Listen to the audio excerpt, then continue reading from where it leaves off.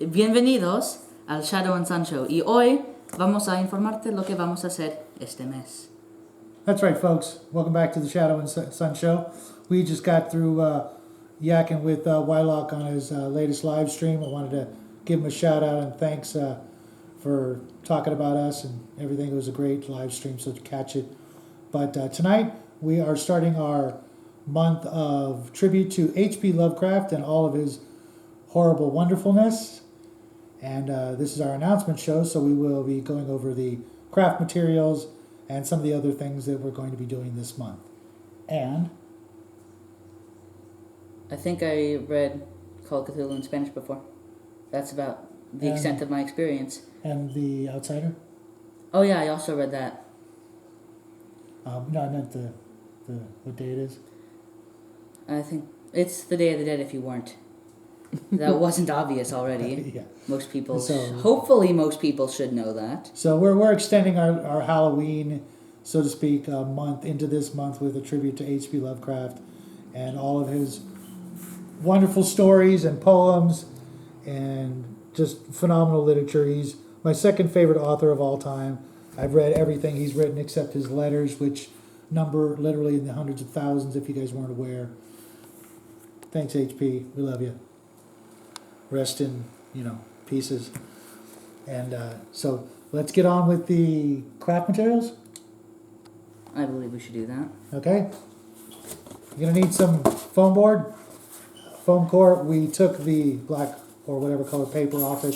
You don't have to, but we find that taking the paper off Makes it warp. Yeah, it keeps it Yes. from warping, which, is always, disappointing after you've done something and suddenly you have your project starting to warp. And then there's ways about getting it to straighten back up, but, to cut that out of the process, we just take the paper off and just layer it, several layers thick.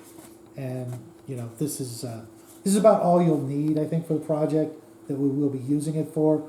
You could make it smaller, bigger. You'll see next week when we jump into that project. Another thing you're going to be needing?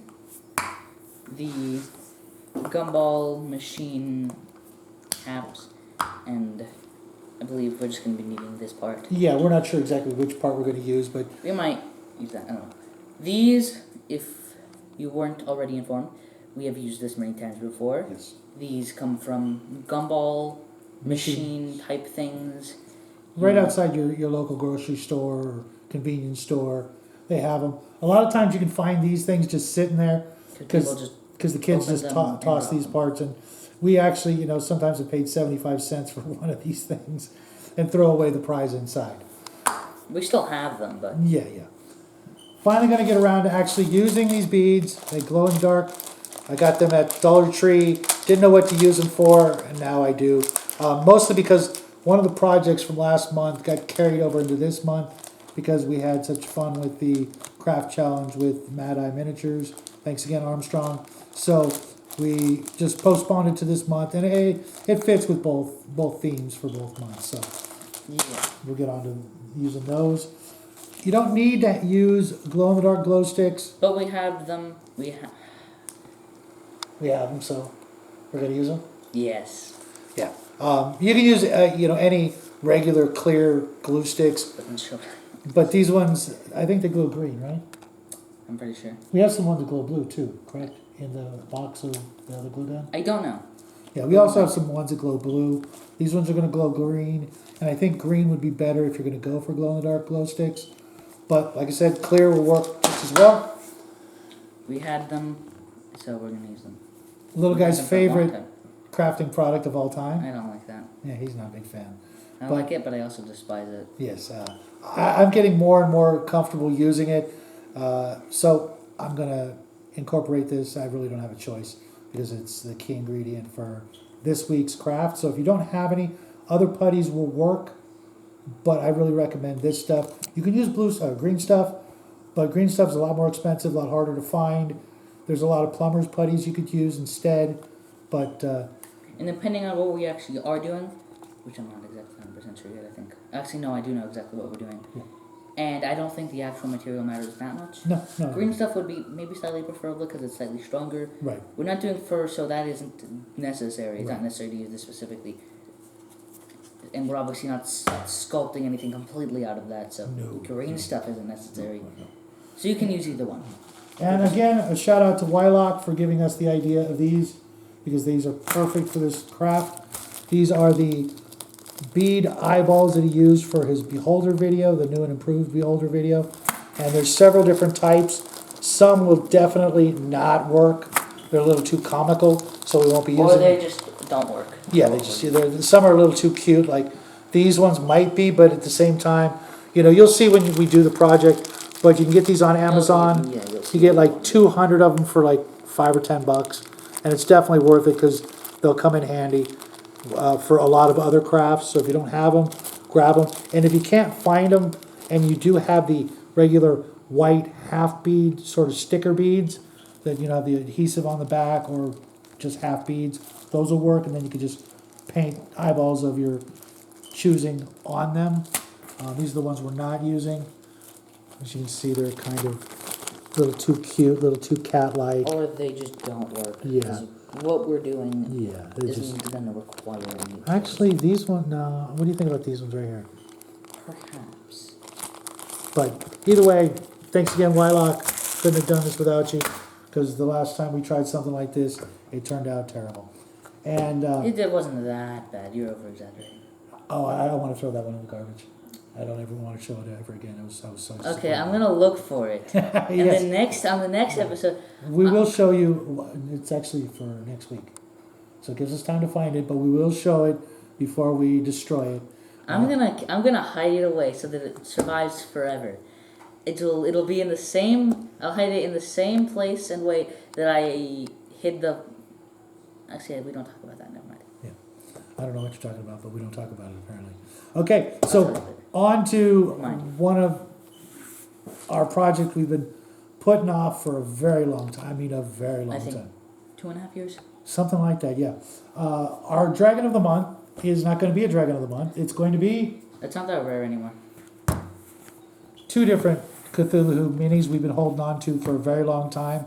I just glued this one together. This is the Reaper Bones Cthulhu, one of the nicer, large-scale Cthulhu minis out there.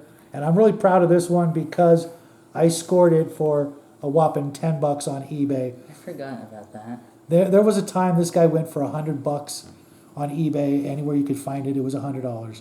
And you can still find them for $20-30, which for me is still a little spendy. But, if I didn't have it, and I really wanted it, I'd probably grab it for that price, considering the WizKids Dragons are about $27. So it's not that much difference, but I'm really proud of this one because of the score, obviously. But I also really like everything about it. It's the perfect, big Cthulhu pose. Obviously there's, from Death May Die, there's one that's like 2 feet tall. I wish I could get a hold of that, but, then where do you put it? And this one, could just as easily be used in a lot of 28mm games as, an avatar of Cthulhu, or some other monstrosity that you want to use it as in your own games, change the name and that's it. But we're also going to be doing the WizKids Starspawn Cthulhu, which reminds me, you're going to need a couple of tea lights this month, at least 2, maybe 4, and they don't have to be the color changing ones like this one. We recommend the color changing blue or green. Yeah, if you can or purple. Yeah, if you can find purple, that would work because great. we, for some reason, are obsessed with the combination of greens and blue. Yeah, that's why purple. That's why he's going to be painting the large Cthulhu. He gets the honor of painting the big boy, and I'll be painting the small one. Well, that one actually does seem slightly more detailed. It is a lot more detailed, but that's also going to make it more difficult. Bones. Right. Which is one of the few bones miniatures that hasn't fallen apart on us. Well, that's because it wasn't assembled until yesterday. Yeah, so I expect these wings to droop over the years, but I may wire them up just a little bit to keep that from happening. And the tail, of course, will droop. But everything else, I think, is solid enough to not droop. I wish they'd make this. Fill it with something? I could have, but it would have been really hard. I'm hoping that they'll put one of these out in Bones Black someday. So you'll buy that in a second it comes out. Yeah, I would. But I'm going to paint the little one. little guy's going to paint the big No. one. No, I shouldn't. And that'll be over the course of the month. So you get to see us, in another 3-part, base coat, inking, and dry brushing until he's, all done up in all his glory. And there you have it. That's our announcements for this month. We will be doing the Shadows of Brimstone review and possibly a couple other games, like D20 version of Call of Cthulhu, as opposed to some of the other versions out there. I just like D20 because it's more compatible with Dungeons and Dragons, rule systems, and I'm more familiar with it. But yeah, Shadows of Brimstone, Call of Cthulhu, maybe one other surprise game if we get around to it. We got a busy month, and it's already the 2nd, and so that's our tribute month for H.P. Lovecraft. Hope you guys will check us out and play along, craft along with us if you're Call of Cthulhu or H.P. Lovecraft fans. Either way, otherwise, just, kick back, enjoy the show, have a great month. We will see you Thursday with the first craft, and that has been the Shadow and Sun Show, and good night. bye, everybody. Adios.